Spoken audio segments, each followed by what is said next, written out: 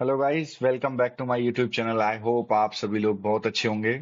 सो आज का जो हमारा सेशन होने वाला है वो आलोक भाई के साथ रहने वाला है। और ये जो हैं ये अभी सीबीडीटी में इनकम टैक्स में वर्किंग है। और इनकी जो पोस्टिंग है वो अभी वेस्ट बंगाल एंड सिक्किम रीजन में है अभी। तो अभी स्टार्ट करते हैं इस वंडरफुल सेशन को। So let's start. तो आलोक भाई, आप अपने आप से थोड़ा सा स्टार्ट करें, थोड़ा सा एक अपना इंट्रोडक्शन दें एंड देन वील गो।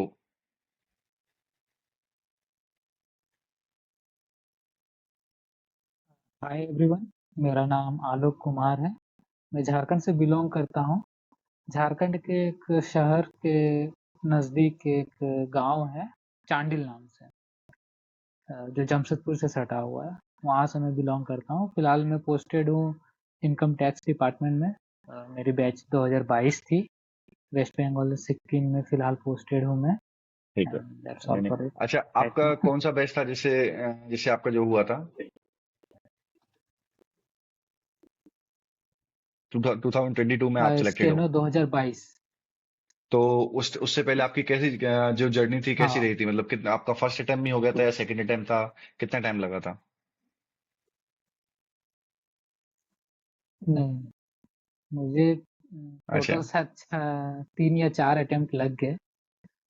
मैंने स्टेनो के बारे में अपने अंडर ग्रेजुएट लेवल के टाइम में कम टू नो स्टेनो की एक स्टेनो होती है बोल के। मैंने सबसे पहले वो ऋषि प्रणाली की एक बुक देखी थी, तो मुझे उस पर थोड़ा इंटरेस्ट आ गया कि भाई क्या चीज़ होता है। थोड़ा एक्साइटिंग सा था कि हाँ भाई, कोडिंग डिकोडिंग ये वो। तो मैंने पढ़ी, मुझे अच्छा लगा।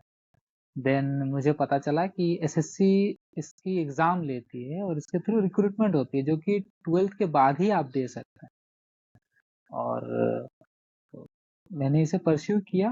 मैं जब ग्रेजुएशन में था, अंडर ग्रेजुएट था, तभी मैं इसके बारे में पढ़ा, ऑनलाइन क्लासेस की। मैंने इसे कहीं फिजिकल जाके कहीं क्लास नहीं की थी। अ, फिर 2018 में मेरी ग्रेजुएशन हो गई। देन 2018 के अक्टूबर में मैं दिल्ली चला गया। एक सर थे, डॉक्टर जीडी बिष्ट। उनके पास मैंने 3 महीना स्टेनो की क्लास की। देन आफ्टरवर्ड 19 में, सबको पता है इधर कोरोना हो गया था। दिसंबर में आई थिंक से, अगर मैं सही बोल रहा हूँ तो दिसंबर पे शायद न्यूज़ फैली थी कि कोरोना है बोल के। तो फिर मैं 19 के दिसंबर जनवरी में वापस से होम टाउन में आ गया और लॉकडाउन फिर देन लॉकडाउन हैपेंड। फिर मैं घर पे ही था और एसएससी की एग्जाम्स भी सारे डिले हो गई, तो मैं थोड़ा होपलेस हो गया था कि अब एग्जाम होगा नहीं होगा। फिर मैं सोचा कि प्राइवेट सेक्टर पे चला जाऊं। देन 2020 वाला 2019 वाला 20 वाला एग्जाम कंटिन्यूअसली होने लगा, एक साल के बाद एक साल। तो मैंने सोचा कि हाँ, मुझे ये सही अपॉर्चुनिटी है एग्जाम देने का, क्योंकि डिपार्टमेंट अब जल्दी जल्दी एग्जाम ले रहा है, एसएससी अब जल्दी जल्दी एग्जाम ले रही है। तो मैंने 19 का दिया। 20 में मेरे थोड़े मतलब स्किल के चलते नंबर अच्छे थे, बट स्किल के चलते कुछ परसेंट्स ऑफ मिस्टेक्स के चलते सेलेक्ट नहीं हो पाया। देन 2022 में जो वैकेंसीज थी वो बहुत ज़्यादा थी, तो उससे थोड़ा मोटिवेशन आया कि भाई इसमें तो हो ही जाना है। तो मैंने स्किल में ज़्यादा फोकस किया। मेरा जो सीबीई का पोर्शन है वो हमेशा से अच्छा रहा है, तो मैंने स्किल पे ज़्यादा फोकस किया और मेरा 22 में स्किल भी निकल गया और जो नंबर थे वो भी अच्छे ही थे। तो उसके थ्रू मुझे सीबीडीटी मिल गया। मैंने खुद ही चूज़ किया कि मैं घर के सामने रहूं। मैं चाहता था कि झारखंड पे अगर कोई पोस्ट हो तो मिल जाए, बट दुर्भाग्य से सीबीडीटी में झारखंड में कोई सीट था नहीं। जो भी था ईडब्ल्यूएस का था, जनरल और ओबीसी का कोई था नहीं। तो मैंने सोचा कि जो नेबर स्टेट है उस पे ही चला जाऊं। अच्छा, देन जब जैसे मैंने आपने ऑप्ट किया वो कोलकाता कोलकाता, ऑप्ट तो कर ऐसे लिया। काफी सारे बच्चे होते हैं, उनके डाउट भी होते हैं, कमेंट्स भी आते हैं, मुझे काफी सारे डीएम्स भी आते हैं कि सर जो ये जो हमसे पूछेंगे कि आपकी जो प्रेफरेंस स्टेट है वो पूछते किस टाइम पे है एग्जैक्टली वो कौन सा टाइम होता है कि जब वो आपसे पूछते हैं कि आप अपनी प्रेफरेंस हमें बताओ, फिर इसके बिहाफ पे वो देखते हैं कि लाइक अगर आप कितने मार्क्स हैं या नहीं, आप इसमें मतलब जा सकते हैं कि नहीं जा सकते।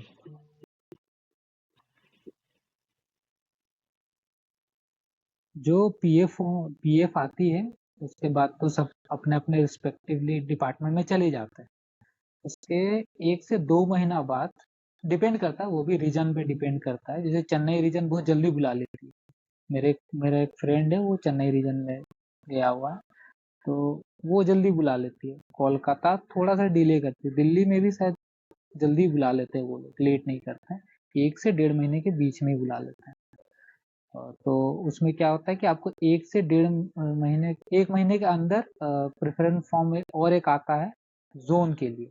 टोटल 18 जोन है, तो जोन वाइज के लिए आता है। वो आपके रैंक पे डिपेंड करता है कि आपको कौन सा जोन अलोकेट होगा। आपकी अगर रैंक अच्छी है तो आपको अच्छे, मतलब जो आप चाहते हैं, जो आप प्रेफरेंस में डालोगे, वो आपको मिल जाएगी। और फिर जोन एलोकेट होने के बाद फिर आपको जो रिस्पेक्टिव जोन है उसके हेडक्वार्टर से मेल आता है, डीसीआईटी जो भी है, आपको वेरिफिकेशन के लिए, डॉक्यूमेंट वेरिफिकेशन के लिए मेल आता है। वो भी 1 महीने जैसा। और फिर 15 से 20 तो दिन, ये जब मैक्सिमम है कि 20 लाइक दिन में अगर आपके आपका मार्क्स ज्वाइनिंग अच्छे हैं, हो अगर जाए। आपके बहुत अच्छे मार्क्स हैं और अगर आप अपने जोन को अगर ऑप्ट करते हो, जो भी आप अपने जोन में जब जो प्रेफरेंस आता है, जो दूसरा वाला जब आपका आएगा उस टाइम पे जब आप उसको फिल करते हो, अगर आपके मार्क्स भी हैं तो इसका मतलब फिर आपको मतलब आपको इजीली मिल जाएगा उस टाइम पे ना, फिर ये है। अच्छा अच्छा। सब डिपेंड करता है मार्क्स के ऊपर। आपके ठीक। मार्क्स अच्छे हैं तो आप ठीक है। जहाँ चाहे ठीक है। वहाँ ले सकते थैंक हैं, यू, कोई थैंक यू अलग दिक्कत भाई। नहीं है। अच्छा, दूसरा अभी जैसे आप इनकम टैक्स में भी आप वर्किंग हैं, तो यहाँ पे आपका मतलब डेली बेसिस पे क्या वर्क रहता है आपका, कैसे क्या, जैसे आप ग्रेड डी में भी आप पोस्टेड हैं, तो उसमें डेली बेसिस में आपका कैसे चीजें रहती हैं, आप कैसे मैनेज करते हैं और क्या क्या आपकी रिस्पॉन्सिबिलिटी रहती हैं।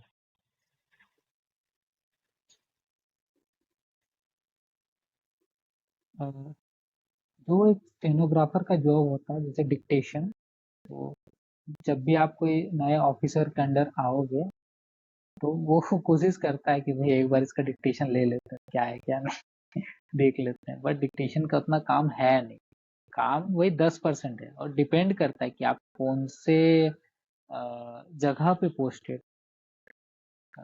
इनकम टैक्स में वार्ड होता है, सर्कल होता है, रेंज होता है, और एक डायरेक्ट ऑफिस भी होते हैं। छोटे छोटे ऑफिस भी होते हैं। अगर आप छोटे ऑफिस में मतलब पोस्टेड हो, जैसे मैं हूँ, मैं अपील्स के अंडर आता हूँ, जेसीआईटी अपील्स के अंदर, तो मैं डायरेक्ट एक आईआरएस को रिपोर्ट करता हूँ। तो जब आप एक आईआरएस के अंडर होते हो तो आपकी रिस्पॉन्सिबिलिटी और वर्क दोनों बढ़ जाती है। अगर आप रेंज में हो, वार्ड में हो या सर्कल में हो, तो आप रिपोर्ट करते हो आईटीओ को।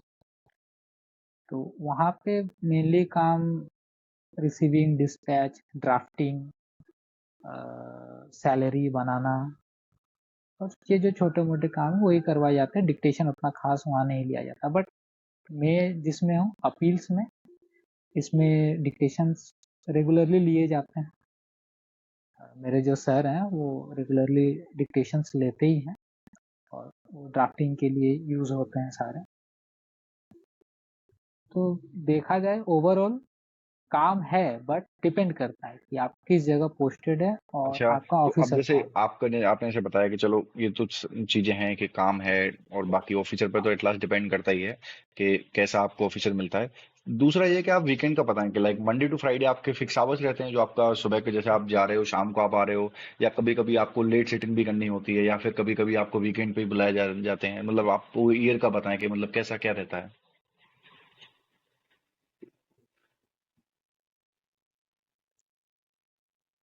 इसको मैं एक ये में डिवाइड करना चाहूँगा। फाइनेंशियल ईयर के हिसाब से पहले मैं देखूंगा, जो शुरू होता है अप्रैल से। अप्रैल से लेकर 6 महीने पकड़ लीजिए, आपका उतना खास वर्कलोड होगा नहीं। आपका एक फिक्स टाइम होगा, आप पहुंचिए उस फिक्स टाइम में, और एक फिक्स टाइम में आपकी छुट्टी हो जाएगी। ज़्यादा वर्कलोड, थोड़ा बहुत काम रहता है वो आप करो, बस आपका वर्क लाइफ बैलेंस बहुत अच्छा रहेगा। But on the other 6 month वो थोड़ा हेक्टिक हो जाता है जैसे जैसे आप फाइनेंशियल ईयर के एंडिंग में पहुंचने लगते हो। जनवरी, फरवरी, मार्च ये तीनों महीने में वर्क अच्छा खासा रहता है, प्रेशर भी रहता है। हो सकता है आपको जल्दी बुलाया जाए, हो सकता है आपको लेट छोड़ा जाए, अ, हो सकता है आपको सैटरडे संडे को भी बुलाया जाए। तो वो रहता है। जैसे मैं जब मार्च मार्च में 11 घंटे भी मैंने ऑफिस में दिए हुए हैं। मॉर्निंग को 10 बजे जाके रात को 9 बजे, वो साढ़े वर्कलोड पे नौ डिपेंड बजे रहता है। ऑफिस से हाँ निकलना, ये भी मैंने किया हुआ है। हाँ, कि मतलब कितना। तो इट्स ऑल हाँ डिपेंड्स ऑन हाँ, वो तो फिर वर्कलोड थोड़ा पे बहुत आप डिपेंड कहीं करता पे है, भी बट है जाओगे, अब ऐसा तो है वर्कलोड नहीं कि रहता आप है। पूरे साल हाँ सर कोई ऐसा डिपार्टमेंट हो कि बस आप 2 से 3 घंटे काम करो, उसके अलावा कभी कोई काम नहीं। कभी न कभी कोई न कोई ऐसा मोमेंट जरूर आएगा, कभी न कभी, कि मान लो कोई गवर्नमेंट की हम्म, स्कीम है, या फिर ऊपर से कोई न्यू ऑर्डर्स आए, या फिर कोई नई पॉलिसी, अगर आप किसी उसमें मिनिस्ट्री में कोई नई पॉलिसी पे काम हाँ चल रहा है, या कोई भी मतलब XYZ कोई भी एक चीज होती है, अगर आप उस पर करते हो तो कहीं ना कहीं चीज तो आपको देखने को मिलेगी। लाइक ऑल द ईयर चीजें तो सेम नहीं होंगी ओब्वियसली, क्योंकि अगर हमको गवर्नमेंट अगर हमको पोजीशन दे रही है, उसके लिए पे कर रही है, तो उसके रिवर्ट में उसको भी कुछ ना कुछ चाहिए होता है।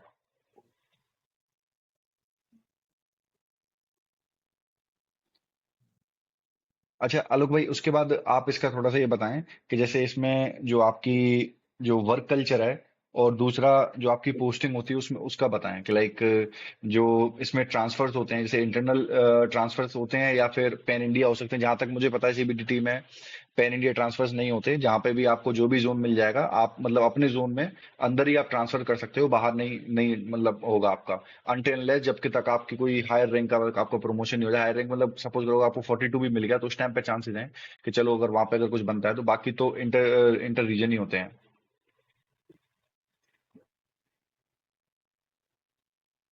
हाँ, ये बात सही है कि अब आप अपने जोन से बाहर नहीं जा सकते हो। आप इंटर रीजन ट्रांसफर करवा सकते हो, जो कि होते हैं। सबसे पहला चीज, अगर कोई ये सोच के जा रहा है कि नहीं, अगर इस बार मुझे चेन्नई मिल रही है तो मैं कुछ साल बाद ट्रांसफर करवा लूंगा, बट वो नहीं होता है। वो आप लोन बेसिस पे ट्रांसफर करवा सकते हैं, बट वो सिर्फ 6 साल के लिए ही वैलिड होगा। फिर आपको अपने रिस्पेक्टिव रीजन में लौट के आना ही पड़ेगा। आप जो बता रहे हैं कि जो छह वो छह एक साल के लिए प्रॉब्लम जो वाली चीज है। 6 साल के लिए जो ये होगा, तो उसमें मतलब और कोई भी मतलब बच्चे हाँ। है, उसमें कोई भी अप्लाई कर सकता है। सपोज करो हम्म, चाहे उनके जोन में वहां पे वैकेंसी हो या नहीं हो, जैसे सपोज करो कोई बच्चा बिलोंग करता है यहाँ से, MP से बिलोंग करता है, या यहाँ से उत्तराखंड से बिलोंग करता है, या इधर नॉर्थ रीजन में और कहीं से भी होता है, ठीक है, तो अगर उसका ट्रांसफर हो गया कहीं पे साउथ में, तो वो साउथ से अपने 6 साल के लिए यहाँ पे आ सकता है, चाहे यहाँ पे अवेलेबिलिटी हो या नहीं हो।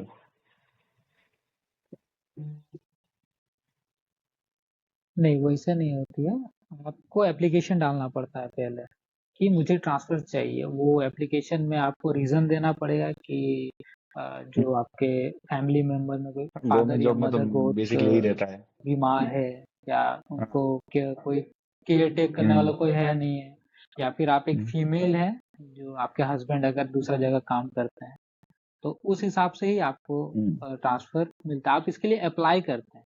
आप इसमें से नहीं कर सकते कि नहीं, मुझे मैं अगर दे रहा हूँ तो मुझे मिल ही जाएगा, ऐसा नहीं होता है। आप अप्लाई कीजिएगा, वो कंसिडर करेंगे। अगर उन्हें लगेगा कि हाँ इसे देना चाहिए, वहाँ पे डेजिग्नेशन है, स्टेनो की पोस्ट है, तो ही आपको मिलेगी, नहीं तो नहीं मिलेगी। तो बहुत कम चांसेस होते हैं आपके लोन बेसिस पे भी ट्रांसफर होने के। और जो सिंपल ट्रांसफर्स होते हैं वो तो बंद है फिलहाल, वो आप कर नहीं सकते।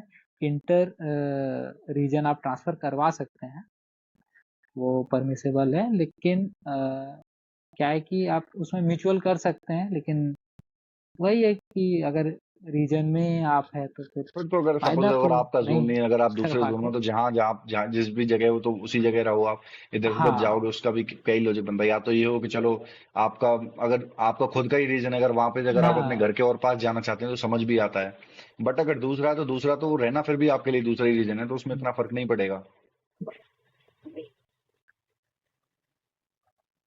हाँ हाँ, बट हम्म। एक केस हो सकता है, जैसे मेरे केस में मैं बताता हूँ। मैं बिलोंग करता जी। हूँ जमशेदपुर के सामने चांडिल से। ठीक है, तो वेस्ट बंगाल से एकदम सटा ही हुआ है। और वेस्ट बंगाल इन सिक्किम जो डिपार्टमेंट है वो पुरुलिया में एक ऑफिस है और मेरे घर से वो सिर्फ 60 किलोमीटर जैसे ही दूरी पे है। तो मैं इस चीज का बेनिफिट उठा सकता हूँ कि मैं पुरुलिया ट्रांसफर ले लूँ तो मुझे लगभग लगभग घर जैसे ही फैसिलिटीज फिर मिल तो ये जाएंगे है कि वहाँ डेली डेली कि बेसिस मैं पे घर पहुंच से सकते आना हो, जाना मतलब कर अपने ऑफिस सकता से हूँ। डेली अप डाउन कर अगर सकते हो। किसी का हाँ, अगर अप डाउन कर सकते हो उस टाइप से भी आप देख सकते हो। जब आप पीओ भरते हो, सपोज करिए कोई है यूपी का बंदा बट दिल्ली से सटे हुआ है उसका, तो वो दिल्ली लेके आना जाना कर सकता है, या कोई दिल्ली का बंदा है उसे यूपी मिल गया तो यूपी से सटा हुआ जो ऑफिस है उस पे आप ट्रांसफर करवा लो इंटर रीजन, आप आराम से आना अच्छा, जाना कर आपने पाओगे, आपने इस बार कोई वाला भी खास एग्जाम दिक्कत दिया था? नहीं हो पाएगी। क्लियर हुए थे आप इस वाले में, 24 वाले में? तो अभी क्या मतलब सीबीडीटी छोड़ हाँ, के अब मैं कोई और 24 डिपार्टमेंट वाले ज्वाइन में करना है, दिया था एग्जाम। या फिर अपना होम होम पोस्टिंग ही चाहिए, मतलब बिल्कुल ही वहीं पे ही? शुरू हाँ, शुरू से मेरा यही मोटो रहा है हाँ, कि मैं होम पोस्टिंग लूँ, मैं घर पे रहना हाँ। चाहता हूँ। मुझे हम्म। 4200 4600 नहीं चाहिए, मुझे होम पोस्टिंग हमेशा हाँ, चाहिए। तो वो तो थोड़ा है, कहीं ना क्या कहीं आप बोलो, किसी भी होम जॉब में रहते सिकनेस हैं, बहुत मतलब रहता अभी है। तो चलो, जब तक हाँ, जवान हैं, जब तक हमारी एज 20, 21, 22, 24, 25 है, तब तक तो ठीक है, वेल एंड गुड है, हम मतलब कहीं पे भी भेज दो। बट जब लाइफ में जब आप सेटल होते हो, जब एक टाइम आता है, जब एक एज आती है, तो फिर उस टाइम पे फिर ये लगता है कि जितना हम घर के पास हों, जो भी पॉसिबिलिटीज हों घर के पास जाने की, मतलब चाहे 2400 पे ग्रेड पे क्यों नहीं जाएं, चाहे डिपार्टमेंट कोई सा भी हो, बट अगर ऐसा कुछ अगर अपॉर्चुनिटी मिलती है तो हर कोई मतलब बंदा ऑप्ट करना चाहता है उसको। एक टाइम के बाद फिर ये मतलब सिचुएशन आ जाती है। अच्छा, दूसरा, आप ये बताएं कि इसमें जैसे अभी आपको, जब आपने ज्वाइन किए थे तो उस टाइम पे आपको मतलब इन हैंड सैलरी क्या मिल रही थी, और अभी अभी क्या है इन हैंड सैलरी आपकी?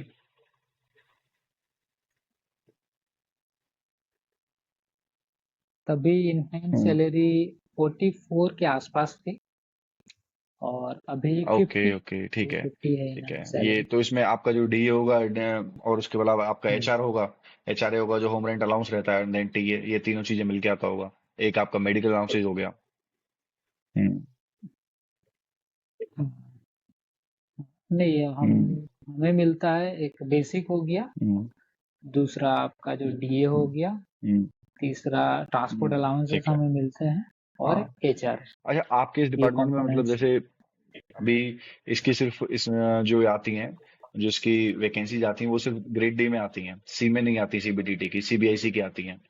तो जब इसकी सिर्फ ग्रेड डी में आती है तो इसके प्रमोशंस क्या क्या है, मतलब इंटरनली अगर आप एग्जाम्स देके आप जो प्रमोशन ले सकते हैं वो कहाँ तक जा सकते हैं? और दूसरा ये कि अगर इन केस अगर कोई बच्चा ऐसा है जिसको अगर एग्जाम नहीं भी अगर वो देता, अगर वो ऐसे ही वो करता है, तो उसके भी मतलब प्रमोशंस कितने टाइम बाद हैं? प्रमोशंस का एक बार थोड़ा सा बताएं आप।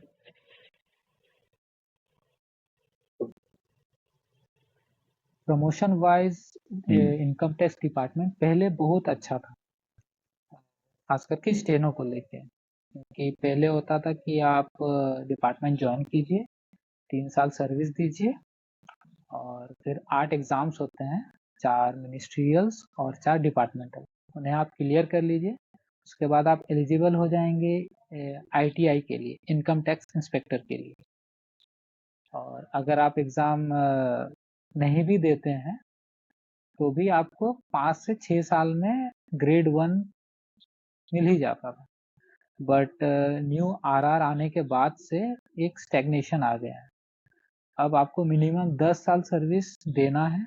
अगर आप एग्ज़ाम क्लियर कर भी लेते हो तो भी आपको 10 साल सर्विस देने के बाद ही आप इंस्पेक्टर के लिए एलिजिबल होगे, और उसके बाद अगर पोस्ट खाली रही तो ही आपको इंस्पेक्टर या ग्रेड 1 की जॉब मिलेगी। तो स्टैग्नेशंस बहुत है, मिनिमम 10 साल आपको वेट करना ही पड़ेगा, उसके बाद फिर 5 साल करके और आपका अगर प्रमोशन होता है। इस वाले को अगर हम छोड़ देते हैं, चलो ये तो हो गया कि आपने जब अपने इंटरनल अपने एग्जाम्स दिए उसके बाद वाला हो गया। अगर सपोज करो कोई बच्चा इंटरनल एग्जाम्स नहीं भी देता, अगर वो नॉर्मली अगर अपना डेली रूटीन में जो लाइफ है उसी में चलते हैं, तो उसके ब्याह पे जब 24 से 42 में कितना टाइम लग जाता है, कि 4200 पे हम्म। ग्रेड आपका कितने टाइम में आएगा?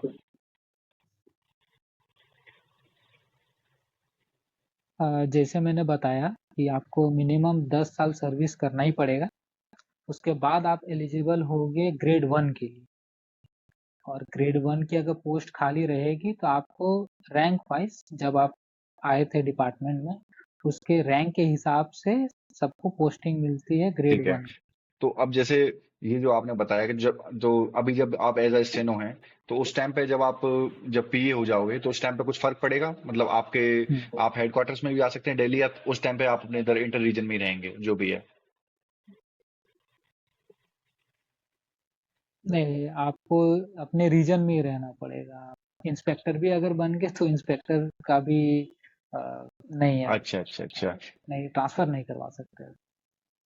वो बंद है, सिर्फ सिर्फ और सिर्फ जो गेजेटेड ऑफिसर्स है, जो आपके कमिश्नर्स है, सिर्फ उनका ही ऑल ओवर ठीक है पैन ठीक है। इंडिया ट्रांसफर कि होता है, बाद आप अपने बाकी सबका एक्सपीरियंस से बंद बताएं कि आपका जो डिपार्टमेंट जिसमें आप हैं अभी ऑलरेडी वर्किंग है, इनकम टैक्स डिपार्टमेंट है कैसा, मतलब अगर हम बात करते हैं तो?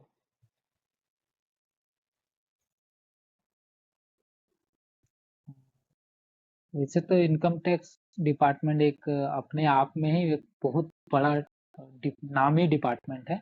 हर कोई इसमें आना चाहता है, बहुत कोई इसके नाम से आना चाहते हैं, बहुत कोई इनके वर्क वर्क कल्चर के लिए आना चाहते हैं। कोई कोई स्टेनो है जो चाहता है कि वो फ्यूचर में इंस्पेक्टर बने, इसलिए भी आता है, क्योंकि इंस्पेक्टर बनने के लिए आप सीजीएल दे के आते हो। सीजीएल में मैथ्स होते हैं तो बहुत कोई मैथ्स अवॉइड करते हैं, वो शॉर्टकट ढूंढते हैं कि भाई मैं स्टेनो बनूंगा, उसके बाद एग्जाम दे के इंस्पेक्टर बन जाऊंगा।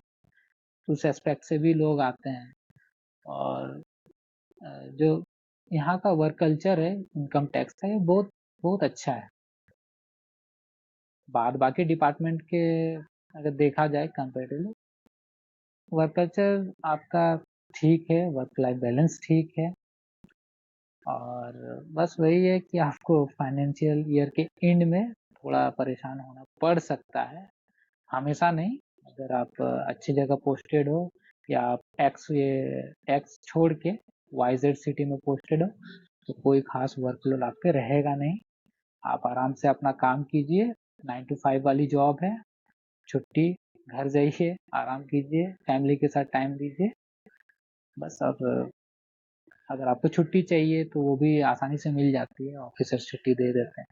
आप सीएल या फिर ईएल लगा टोटल के टोटल लॉन्ग छुट्टी तो वीकेंड पे यही रहती छुट्टी होगी जा जैसे अदर सकते डिपार्टमेंट्स रहती है कि 30 आपकी वो हो गई हैं। जो ईएल हैं, लाइक फॉर पूरी एक साल के लिए 30 आपकी ईएल हो गई, बाकी 8+2 वाली हो गई, हाँ, दो रेस्ट्रिक्टेड हॉलीडेज आ जाती हैं आरएच, और ये वाली जो 8 ही है। हाँ। ठीक है ठीक है। बाकी इसमें आपकी जो ट्रेनिंग होती है, जैसे जब आप ज्वाइन करते हो तो उस टाइम पे ट्रेनिंग कितने टाइम की होती है आपकी?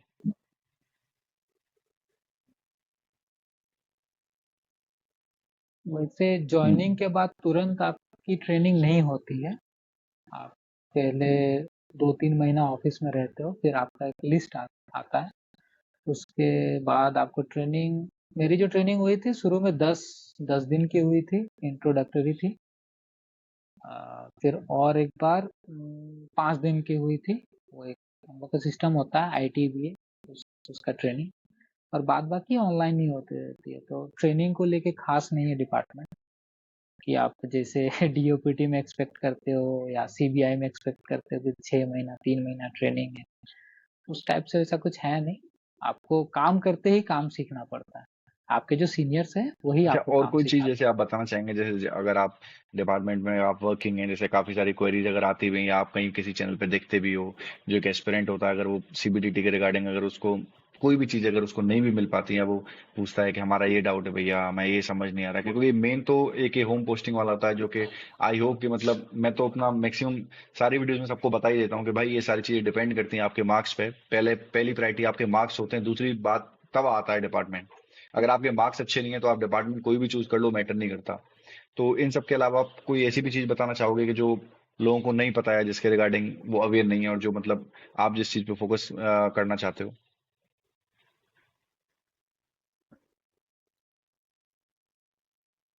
सबसे पहली चीज ये है कि जो इनकम टैक्स डिपार्टमेंट है, अगर आपकी रैंक अच्छी रही और आप अपने आपको लगता है कि आप अपने रीजन में आपको सीट मिल जाएगी, तो आप इसे पोस्ट प्रेफरेंस में पहले डालो। अगर आपके नंबर अच्छे नहीं हैं तो आप इसे कोशिश करो कि नीचे डालने का, क्योंकि बाय चांस अब सीबीडीटी भी तो अपना एक पोस्ट प्रेफरेंस निकालती है, अब वो तो रैंक के हिसाब से होगी, और चांसेस यही रहते हैं कि अगर आपके कम नंबर है तो आपको साउथ ही मिलेगा, और फिर साउथ से वापस आना पॉसिबल नहीं है, या तो आपको अगेन एग्जाम देना पड़ेगा वही है, या फिर क्योंकि आपको अभी साउथ में ही जब सेटल पीपीएफ होना जब पड़ेगा। जिस टाइम पे अ, जब आया हुआ था तो उस टाइम पे मेरे पास आते थे, काफी सारे डीएम्स आते थे, मैसेज आते थे कि भाई हमारा पीपी, तो मैं देखता था बच्चों ने, उनके मतलब मार्क्स हैं 155, 152, 151, और उन्होंने अपना सबसे ऊपर उन्होंने वहां पे सीबीडीटी को रख रखा है, या ऊपर टॉप 3 में, टॉप 4 में रख रखा है। तो मेरा सिंपल उनसे एक ही क्वेश्चन रहता था कि देखो आपने रख रखा है, बहुत अच्छी बात है, लेकिन आप ये एक्सपेक्ट नहीं करें कि इसमें आपकी होम पोस्टिंग आपको मिल जाएगी, क्योंकि इसमें मिलना आपको साउथ ही है। तो ये कहीं ना कहीं रहता है, काफी सारे बच्चों में डाउट रहता है, और ये फिर जब जब तक उनको समझ आता है, जब तक काफी देर हो चुकी होती है, क्योंकि पीपीएफ वो फिल कर चुके होते हैं और डिपार्टमेंट को अलर्ट हो चुका होता है, फिर वो कहीं ना कहीं उसी में स्टक करके रह जाते हैं। तो ये छोटी छोटी सी चीजें होती हैं जिनका मतलब हम लोग को थोड़ा ध्यान रखना चाहिए।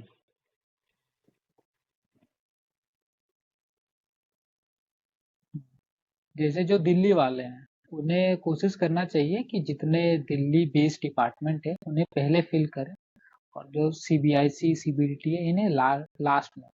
अगर आपके पास जॉब नहीं है, देन ट्रू आपके पास ट्रू। एक जॉब होनी चाहिए फर्स्टली, फिर जाके आप चूज करते हो कि मैं यहाँ पे लूंगा, मैं वहां पे लूंगा, बट जॉब पहले लेना जरूरी है। अगर आपको साउथ ही मिल रहा है, कोई बात नहीं, आप ले लो, आप मेहनत करो, अगले साल फिर एग्जाम दो, देन आप अपने रिस्पेक्टिव जोन या जो शहर है आप जाना चाहते हो उस पर चले जाओ, बट जॉब होना बिल्कुल ज्यादा सही कह रहे हैं जरूरी आप। है, ना होने बाकी से।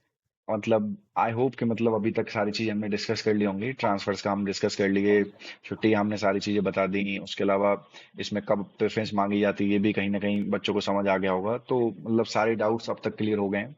अगर कुछ रह गया तो आप उसको एड ऑन कर सकते हैं, अगर कुछ आपको लगता है, अगर कुछ और चीजें जो बतानी हो।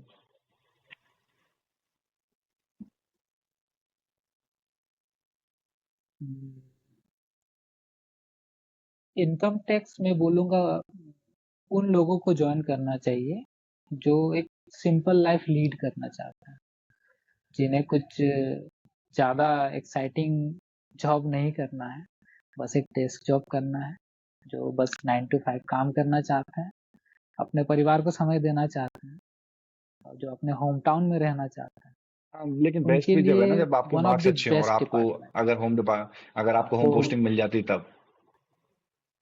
हाँ हम्म। तब, अगर वही वही चीज मैं बोल रहा हूँ कि अगर आपके नंबर हम्म। अच्छे हैं और आप चाहते हैं कि आप नॉर्मल लाइफ बाकी तो जिए, तो बाकी तो उसके मतलब लिए अगर हम बात सीबीडीटी करते हैं, बेस्ट है। अगर स्टेनो में अगर आपको डिपार्टमेंट कोई भी मिलता है, चाहे वो सीबीआई हो, ईडी हो, आईबी हो, हम्म, इनकम टैक्स हो, या फिर आप मतलब इसमें कस्टम्स में भी जाते हैं, कोई भी डिपार्टमेंट हो, मैटर नहीं करता, जो वर्क है वो आपका लाइक आपकी डेस्क बेस्ड जॉब ही रहने वाली है, टोटल आपका जो वर्क है मिनिस्ट्रियल ही रहने वाला है, आप कहीं पे भी जाओगे, आपका जो वर्क है यही रहेगा, आप कहीं पे भी किसी डिपार्टमेंट में जाके अब ये नहीं फील कर सकते कि मैं अगर आईबी में आ गया हूँ तो लाइक मैं बिल्कुल वही एग्जीक्यूटिव ऑफिसर हूँ, मेरे हाथ में पावर है, कुछ भी नहीं है वो सब, मतलब पावर सिर्फ ऑफिसर के पास होती है, आप उनके अंडर काम कर रहे हम्म, होते हो। ठीक है। क्योंकि हाँ हाँ हाँ, नहीं, बहुत जन हाँ ये सोचते हैं ना कि हाँ मैं अगर सीबीआई में हाँ चल जाऊं एज ए स्टेनो हाँ। तो मेरे पास पावर आ जाएंगे, बट ये पॉसिबल नहीं है, हम्म। क्योंकि आप हाँ मतलब मिनिस्ट्रियल स्टाफ है, एग्जीक्यूटिव स्टाफ नहीं है। आप फील्ड में नहीं हाँ जा सकते, आप आपका मतलब आप आप असिस्ट करोगे, डेस्क आप अपने डेस्क ऑफिसर को जॉब है, आप असिस्ट आपको वही करोगे या करना है। फिर कोई केस आया उस केस में आप आपकी मतलब वहां पे वो सजेशन ले सकते हैं, हाँ, उस आपके साथ बैठ के वो डिस्कस कर सकते हैं, वो थोड़ी बहुत चीजें हो सकती हैं, बट ये नहीं होगा कि लाइक आप कहीं पे आप फील्ड में जाके आप उनके साथ आप वहीं पे जाके अपना वर्क को एग्जीक्यूट कर रहे हैं, वो चीजें है ही नहीं, क्योंकि ये डोमेन ही नहीं है हमारा। तो क्योंकि काफी बच्चों के मिथ होता है कि नहीं नहीं हम पीपीएफ में ये फिल करेंगे, हम सीबीआई फिल कर लेते हैं। अरे आप सीबीआई फिल तो कर लोगे, लेकिन सीबीआई में जब आप जाओगे, जब आप वहां पर रहोगे 2-4 महीने, आप खुद ही कहोगे कि चलो ठीक है, ये हमने गलती कर दी, अब हम दोबारा चलते हैं, किसी मिनिस्ट्री को ही पकड़ लेते हैं, फिर वो उस टाइम पे फील होता है।